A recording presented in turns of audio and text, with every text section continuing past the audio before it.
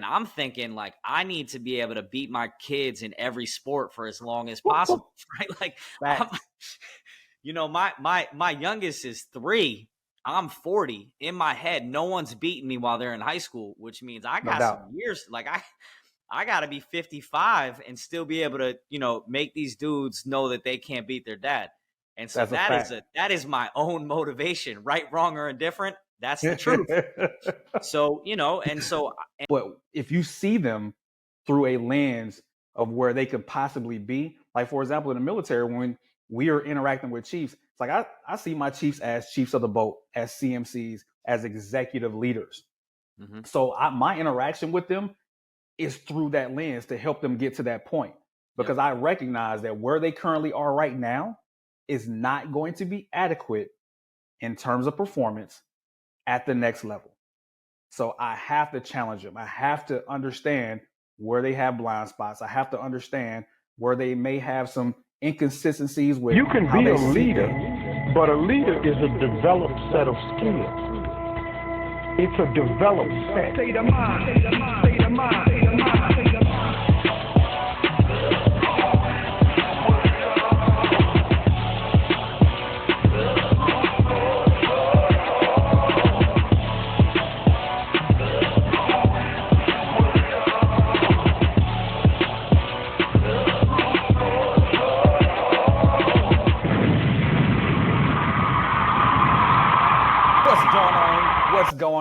What's going on, good people? My name is Armand Owens. That person over there is Tony Amato, and we are back with Leadership State of Mind. We have been going through an amazing series talking about emotional intelligence.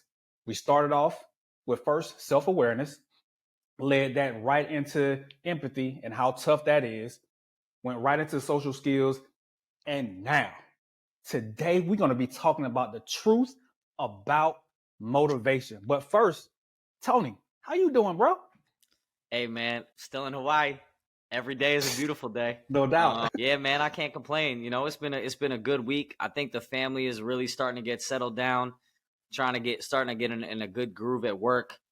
Kind of know everyone a little bit better, and it's been great, man. I can't complain. It's been great. I'm not gonna lie. I was staring at the calendar and realizing my birthday is right around the corner, so I'm ready. Maybe take a couple. Yeah, the big 4-0, about to hit that 40.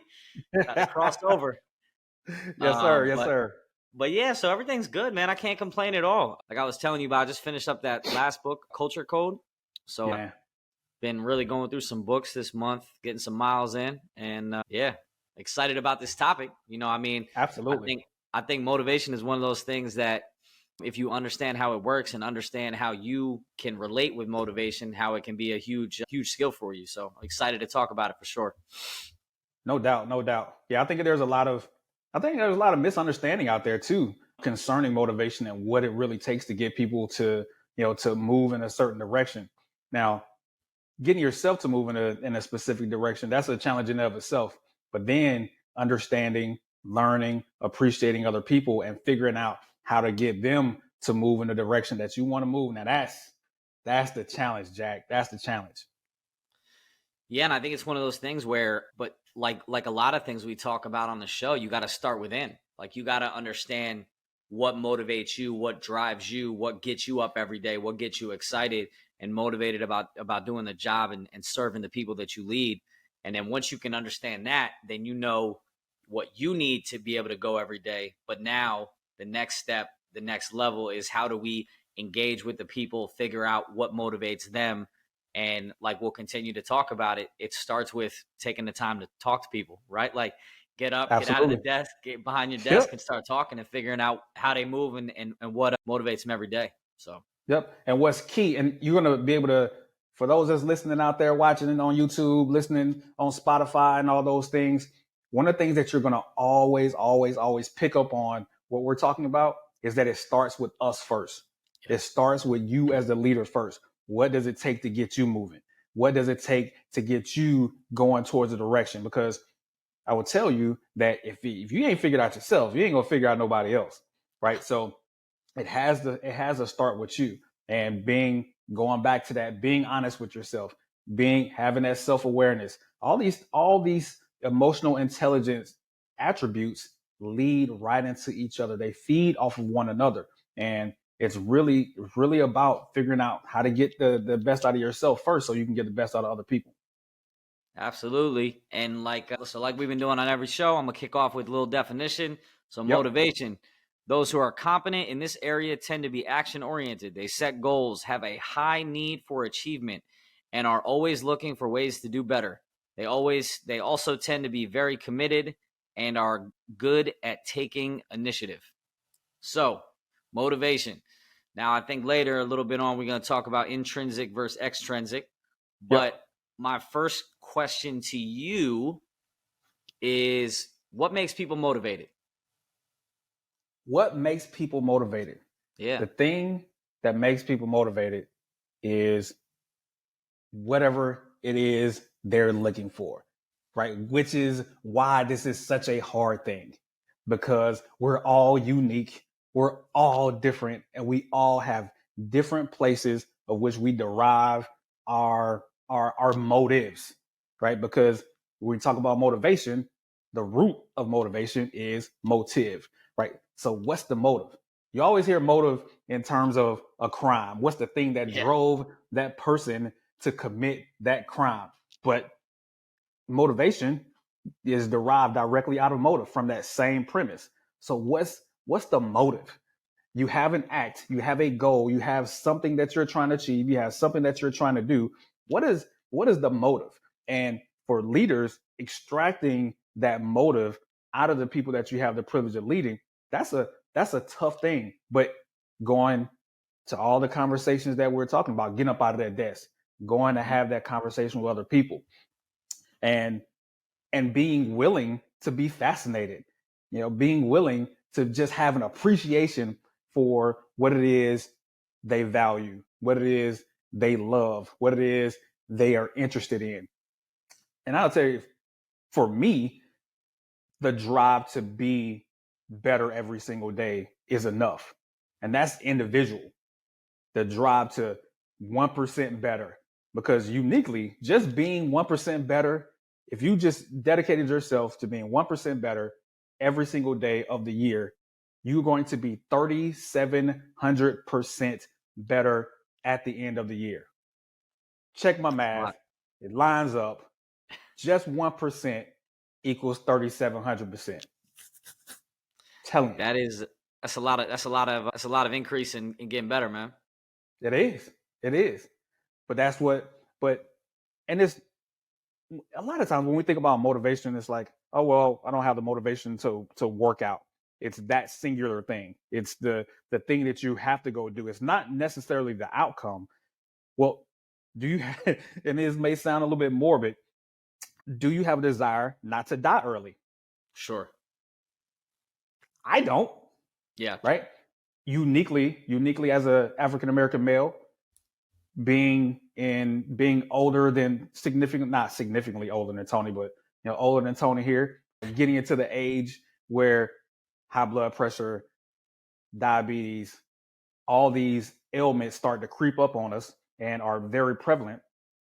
Working out becomes a life choice, not just, Sure. Oh, well, I don't have it today, I don't feel like it today. No. It becomes a life choice. That motive to not die becomes really, really big, right? So keeping that thing in mind, hey, I don't feel like dying at 52 years old. I'm gonna go get my butt in the gym somewhere, go get on somebody's treadmill, go pick up somebody's weights and put them back down. Yeah. So man, I just laugh listening to you say it, man, because I set you up. It was a loaded question. What motivates everyone is just, it's based on the situation, right? It's based on their upbringing. It's based on, possible their religious beliefs or their family or their children or like America, like who knows what the thing is. But the key to this leadership state of mind process is understanding that there's no cookie cutter way to lead. You can't just walk into a room and assume that you know what motivates them, right? So I'll often reference the 4 agreements and talk about being impeccable with your words. Don't make assumptions. Don't take things personal. Do your best every day. Well, if you break that down to understanding people and understanding what motivates them, you cannot make assumptions and assume what motivates that person. And if you Facts. do that, you're not going to be impeccable with your words. And honestly, what you can end up doing is upsetting someone because they're like, well, this person thinks they know me, but they haven't taken the time to ask any questions, right? So Yeah. when you get ready to step up to this next leadership challenge and you want to know what motivates people, the number one thing you have to do is get to know them. Start Yep. asking some questions. Hey, what drives you? What motivates you? Why did you take this job? Why did you join the Navy? Why did you, decide to do this interview today? Like understanding like all those things can really paint a picture of who the person is. And then you can, from there, be able to pull out what it is that drives them every day. And, everyone's thing is different, right? So you're talking about, I want to live and I don't want to die early. And I'm thinking like, I need to be able to beat my kids in every sport for as long as possible, right? Like, my youngest is 3. I'm 40. In my head, no one's beating me while they're in high school, which means I got some years. Like I got to be 55 and still be able to, make these dudes know that they can't beat their dad. And so that is my own motivation, right, wrong, or indifferent. That's the truth. So, and I think that along those sets of lines, like as we talk about what motivates people, you realize that as a father, as a parent, you're going to figure out how to motivate your kids and figure out, the things that motivate them as well, right? And so one of the things you want to do is create, hopefully, not repeatable processes, more like things that they're seeing accustomed to. So hopefully by them seeing dad work out and, us doing Sunday run day and doing things together, that motivates them and that becomes part of their lifestyle and things that they want to do. Like, hey, I want to stay in shape. Hey, I remember when I was in high school, like my dad was running with us and still doing stuff. And I want to do that too. So that motivation can transfer to the people that you lead, just like it can transfer to your kids. Hopefully, if we do it right. I'm not perfect, but I'm working on it. So no doubt. Me too, bro. Me too. Yeah. So, I mean, that's, everyone's, even in that one situation, right? We talking about working out. We're thinking about two different things. Like I'm like competing against I'm married into genetics, right? Like, I mean, Joy's brothers are 6'5", 6'3". My kids are 99th percentile in height and weight. They're going to be taller than me by like 12. I got work to do, man. I gotta be able to keep up with them. This is going to be a problem. No doubt. So, yeah.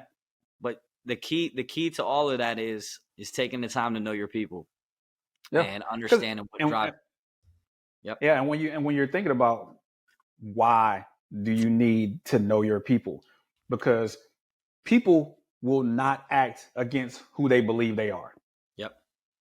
Right.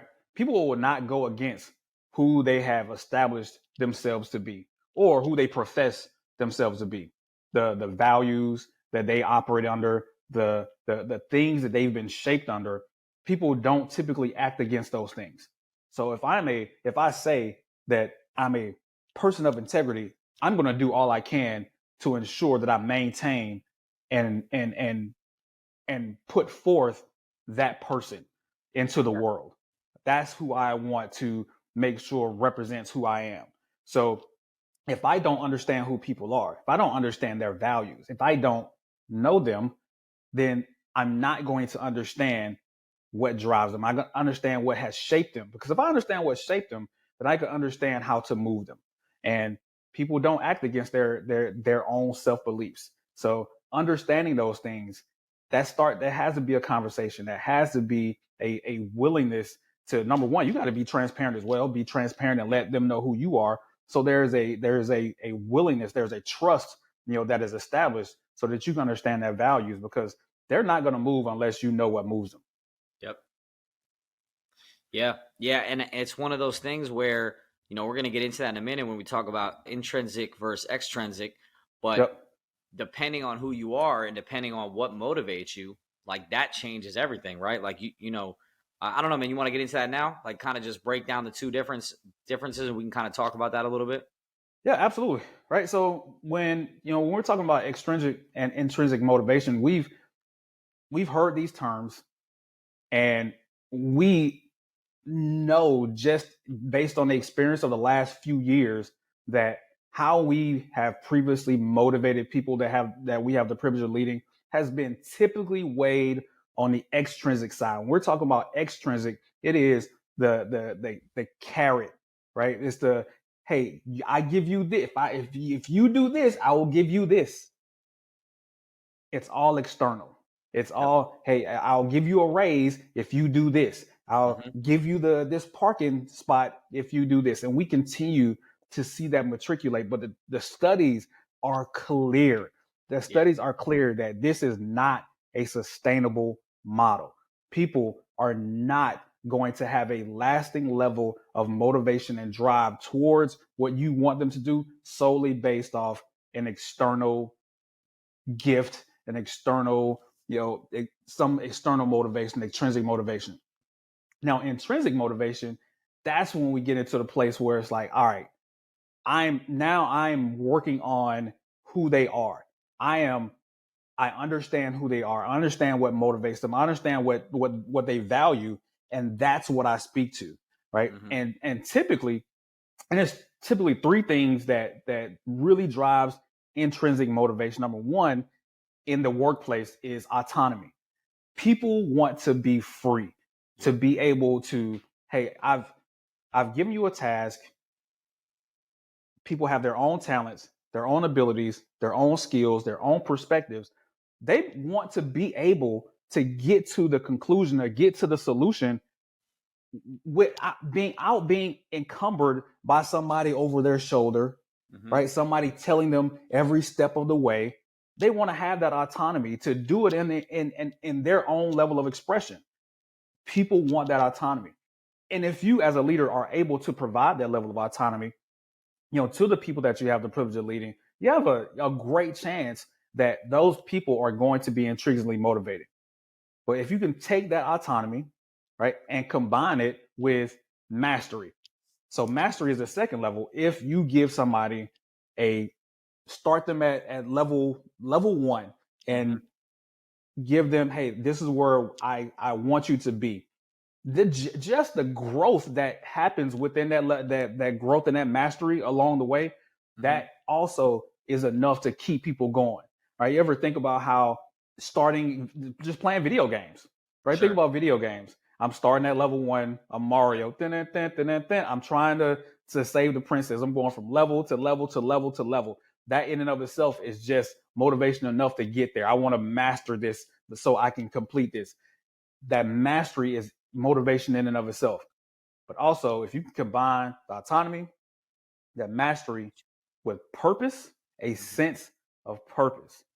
Giving somebody, hey, listen, what you're doing matters, not just in the short term, but in the long term, in the strategic, in the greater good stratosphere. What you're doing matters beyond just you. When you can give somebody those three attributes, that purpose, that mastery, and autonomy, and facilitate an environment where you lead through those principles, you're going to facilitate intrinsic motivation. They're going to be intrinsically motivated. You don't need to give them an extra cotton candy bar, right? You don't need to give them naps in the middle of the day and all these other things that you see out here. You you facilitate that environment so that those three things are present. People will be intrinsically motivated, and that's where you want, because that's sustainable.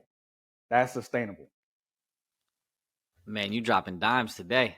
You dropping that gold today. I hope people are listening. Leadership State of Mind. Armand is on fire today. So listen, man, not that you're not always on fire, but I mean, just dropping straight jewels. I love it. So I think the key to all that great stuff that Armand is putting out is that goes back to the same thing. And I'm going to keep saying it. You got to know your people. So I would say that a younger generation that's first starting off in your business and line of work, they're probably going to be extrinsically driven, right? Show me money, show me raises, show me these things. But if you want to build a structure and build a climate and a culture in which people want to stay, your job as the leader is to get them from extrinsic to intrinsic. And you need to be able to do that through what Armand was talking about. And because when people feel like a self-worth, that they are a part of something bigger and that they are becoming masters at what they do and feel like they have a purpose there, then they're more willing to stay. And at times, like, because that's why people will stay in jobs and not always work and not always chase the money. Like, oh, I mean, like, yeah, the money sounds better, but will I have the culture, the climate?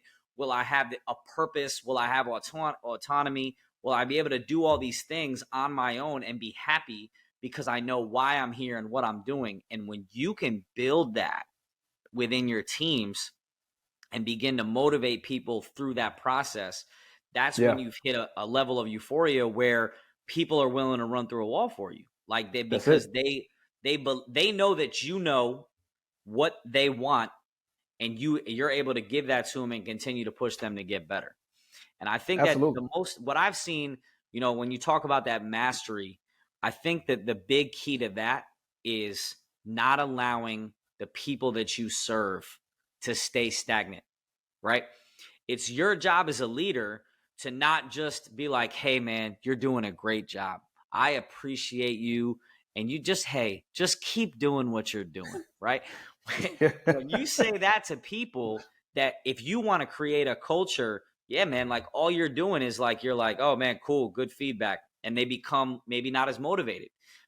Now they're looking for, maybe there's some other places that I can go that could push me or challenge me to get better, to increase my mastery. And so the thing I'll tell you is the most important thing you can do when you're working with people that are putting out like that are working above average, like your top performers, is not put a lot of energy and thought into what those midterm evaluations look like, what those one-on-one sit downs. If you're not walking in there loaded with like, hey, I think you're doing a lot of great things. These are the things you're doing really well. However, these are the areas I want to see you grow in, and these are the areas I want to see you get better in, and why it's inherently important. Now you're able to take someone who's driven, who wants to do well, who has been doing well for you, and then you push the envelope of what they can do and then help them get there, right? Like that's obviously the key part, right? Like you can't just be like, get better in all better in all these areas. Best of luck to you, right? Like, you got to walk them through it. Hey, I see you here in the company in the next year to 3 years, but to do that, I need to see you improve in these areas. And then to help you do that, we're going to do A, B, C, and D. And that's the key to, Armand is making great points and giving you 3 tangible things, but how you apply each one of those to be able to get the most out of your people is what's inherently important. So what are you doing to make sure that you increase their level of mastery? And then one of those things is by knowing your people, seeing what they're doing well, what they're not, and then giving them the feedback, having some uncomfortable conversations, right? Like you got to be able to tell your top performers that they could get better and have recommendations on how to get there. Exactly. Right. Because there's a mental model that I think leaders have to adopt.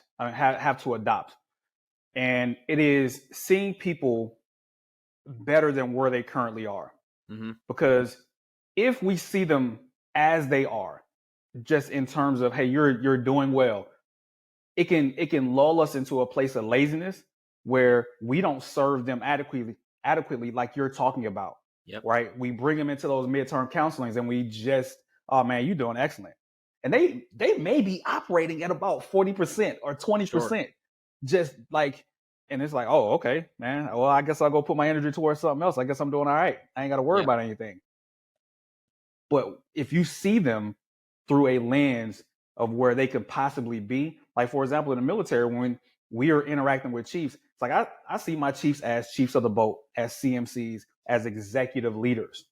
Mm-hmm. So my interaction with them is through that lens to help them get to that point, because I recognize that where they currently are right now is not going to be adequate in terms of performance at the next level. So I have to challenge them. I have to understand where they have blind spots. I have to understand where they may have some inconsistencies with how they see things, they may not understand some very intricate strategic, type of things that they're missing just because they haven't been exposed to it. I have to expose them to that. I have to challenge them in that way. And because if I don't, then I'm going to be doing them a disservice.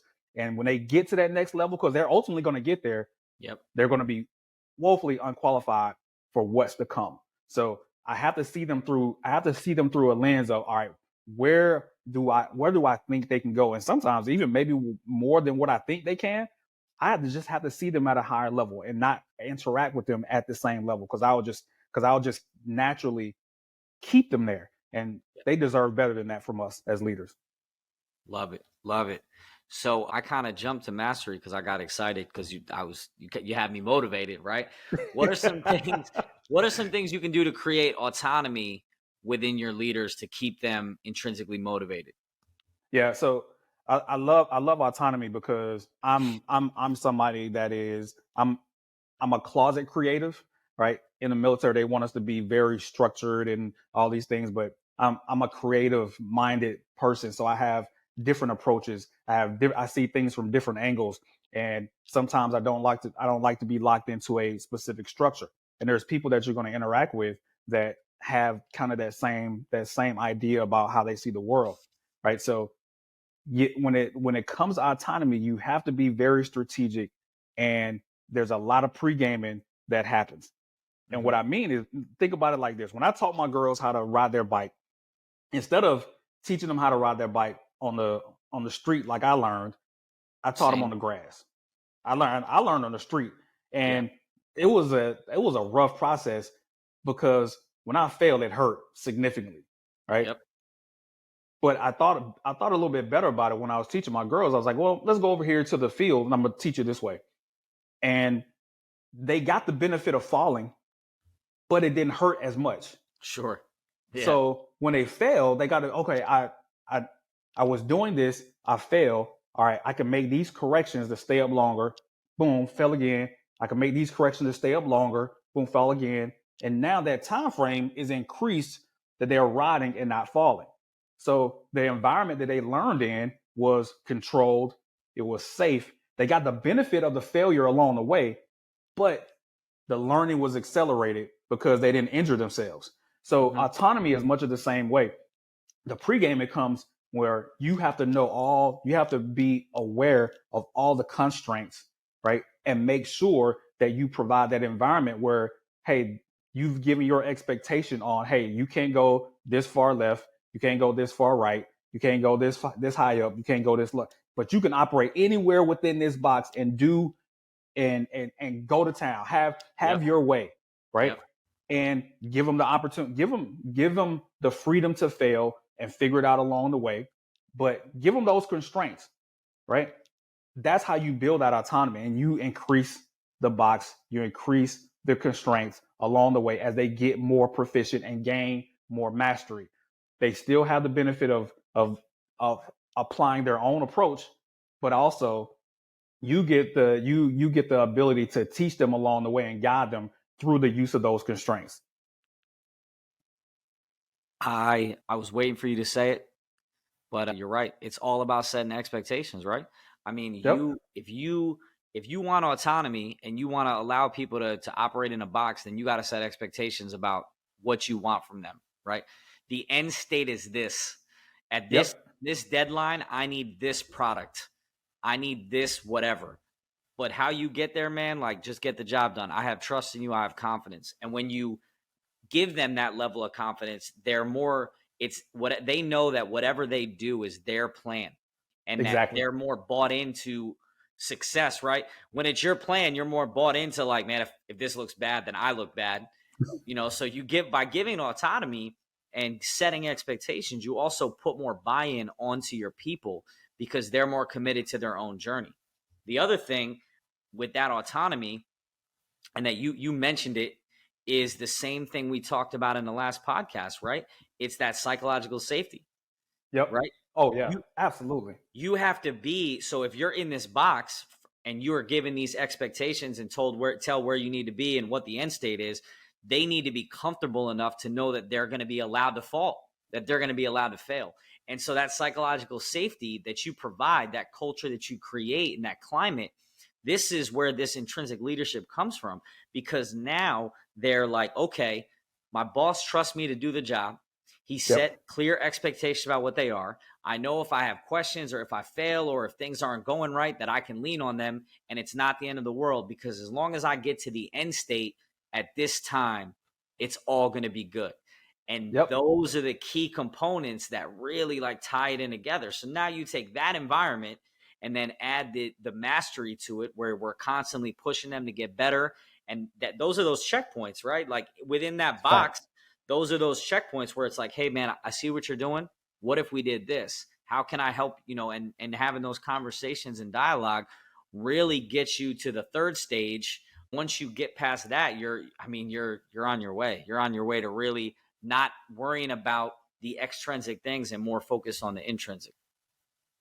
Absolutely, man. And it's the challenge as the leader along the way is, especially as your team begins to embrace that level of autonomy, and you have to be guarded against it.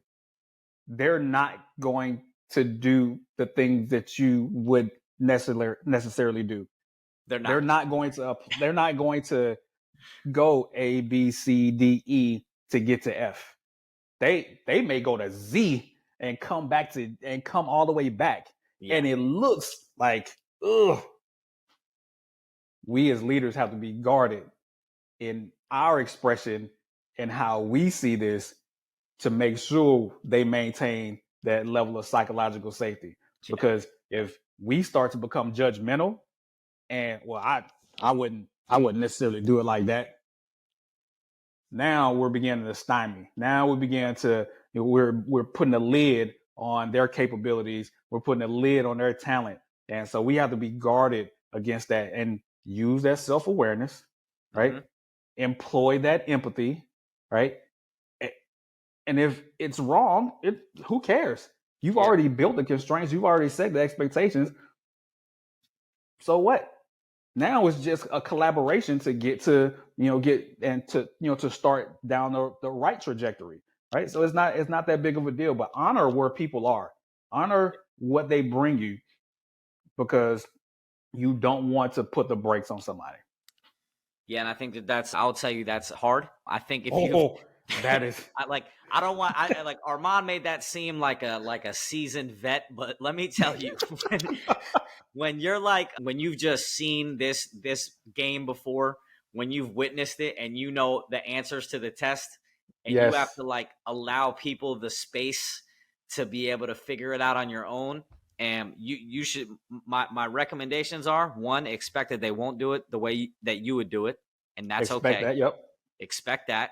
Expect for them to do it slower, ask more questions, be in a situation where they don't have it in the right order, or things are, who knows? All these things are going to happen. But like he said, Armand said earlier, all my emotions are right here. They're right on my face. So you got to make sure when they come in there to talk to you or give you an update and things, that you're not just like, oh, so that's what you're doing now? You know what I mean? Yeah. You gotta, okay, that's interesting. Hey guys, that's an interesting approach. I hadn't thought about it like that before. What are some issues that you're having? How can I help you move on to the next step? And those transitions, man, are they're not always easy, right? When you feel like you know the answer and you see a team struggling, but it really does create that environment and that culture that we're, we want to push towards, to make people want to be there and have them be motivated every day to do the job. So big deal. Absolutely. So I think one of the things that motivation really talks about, that I want to hit on a little bit, although I know we've talked about it a lot, is most motivated people are really good at setting goals for themselves. Yeah. And so what I've been reading a lot about lately, I've been listening to a lot of podcasts and conversations about building self-confidence, and also just listening to people talk about, successful people, how they become successful. And a lot of them, I agree, are intrinsically motivated. But the other thing is that they're goal-oriented.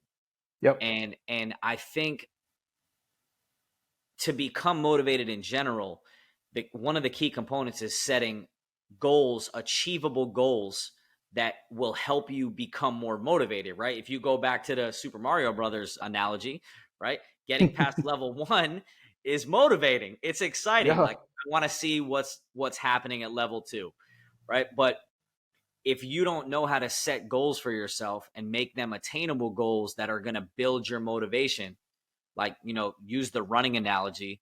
If you say, I'm going to go run a marathon today, unless you're David Goggins and can just will himself to 100 miles on a random Tuesday, you might need to work up towards it, right? But if the Yeah. marathon is 6 months from now, we can set attainable goals to get there.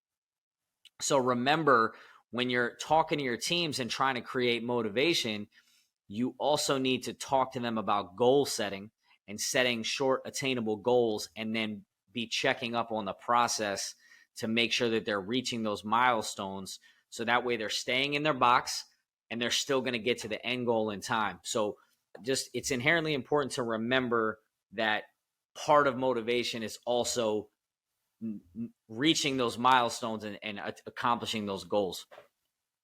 Absolutely. And this is, and for the individual, this is where you really need to know yourself, because when you're talking about setting those goals, some people are driven by the big audacious goals.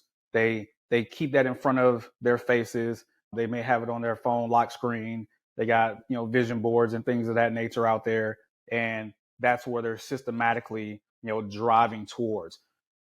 And they can do that in a consistent manner. Then there's other people that while they have the big outcome, what they need is the micro goals, the small celebrations, the small things along the way that Tony's alluding to. And the cool thing about that is that you always celebrate those times. Yep. When you got those micro goals, don't look at it as a small thing. It's like, bet, let's go, I'm on there, right? Yeah. Because that is the thing, that keeping that energy all the way through the process is key. And also being guarded as well, because there's nothing worse than a little bit of success. Yep. Nothing worse than a little bit of success. You get 40% through your goal and you're like, this is okay. No. Right? Keep that macro, that big goal right there in front of you, that big outcome in front of you as well, while you're working towards a micro. Because and like I said, going back to just knowing who you are, knowing yourself. For me, I'm a big audacious goal person. I have it in front of me. I keep it on my lock screen and all that other stuff, and I systematically work towards it. Other things, I've had to apply to micro level goals. And I would tell you, just with the book, like we talked about, I thought that I could do just the big audacious goal and work towards it. No. It was a requirement to set those micro goals along the way. 2 paragraphs a day. You sit down at the computer, put some thoughts on paper, like making sure it's a methodical, systematic type of process. So some things change based on what you're going towards, but understanding who you are, having that level of self-awareness, that is key as well. Yeah. I mean, it's important to understand, like you said, how to set those goals and make sure we're continuing to push the envelope to get better every day and to push our people. So I think we've kind of talked about, why goals are so important. And the one thing I really want to ask you is, as we kind of wrap up this episode, is what do you do to stay motivated? What do you do to constantly push yourself to get better? Because I think, like, as we're on Leadership State of Mind, we're talking about how can we motivate others. But I think it's also important for us to at least discuss, like, what are some things you can do to keep yourself motivated? Because it's hard to stay up all the time. Yeah. Right. It's hard to be, that guy that's always the motivator, always the cheerleader, always trying to keep everyone else motivated. So what are some of the things you do to keep yourself motivated? I'm telling you, man, this is taking 44 years, well, almost 44 years, be 44 years this year, to refine. But I finally found something that legitimately, works consistently to keep me consistent. And I would tell you, is meditation. I have a kind of a guided meditation process Mm-hmm. that helps me focus on the things that I want for myself. I systematically keep, if I know that if I keep myself locked in to that meditation, that practice, that 15 to 20 minutes a day, that forces me, because I part of the process is putting those goals in front of my face, putting Yeah. those goals in the forefront of my mind. Because because they have a tendency of kind of getting overcome by events. So as long as I lock into doing my meditation like I'm supposed to, that 15, 20 minutes a day, I keep those things in front of my prefrontal cortex, in front of my consciousness, and that intrinsically begins to push me. I know what I need to do tomorrow. I know what I need to do next week. I know what I need to do next month, and those things drive me because as I'm thinking about it, I'm experiencing the joy of achieving those goals, and I Yeah. want that, and I want that Mm-hmm. in real life for myself. So because I'm experiencing that, because I'm experiencing the joy of having accomplished that, that drives me even more to get to that point.